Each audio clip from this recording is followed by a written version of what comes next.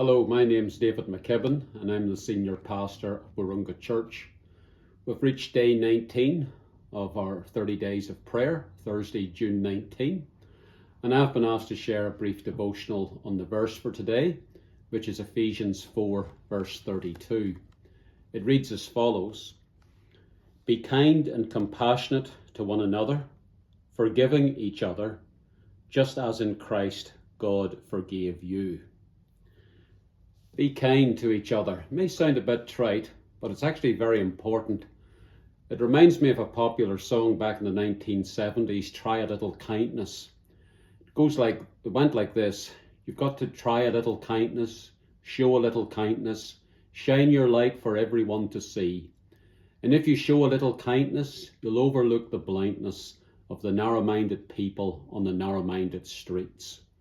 And it goes on to say, if you show a little kindness, it'll help someone along their way.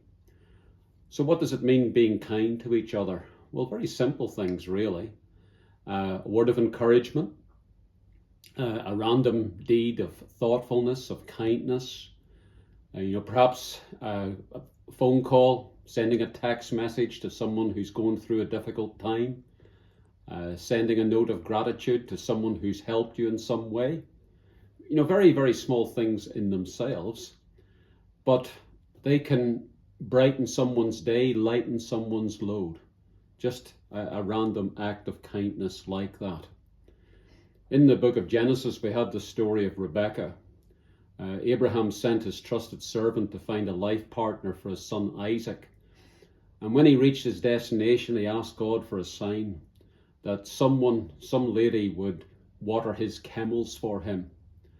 And that lady was Rebekah. Now, camels are very thirsty animals, so watering camels, that's a huge task.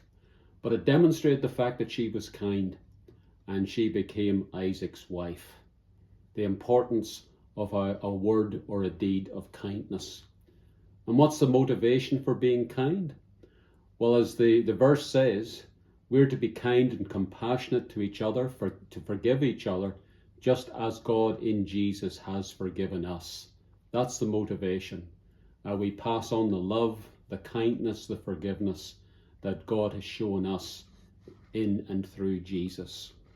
So I'd encourage you, as I'd encourage myself, be kind to each other. Be kind to those we know. Be kind to those we don't. And in that way, we can brighten someone's day, lighten someone's load. Thanks for listening.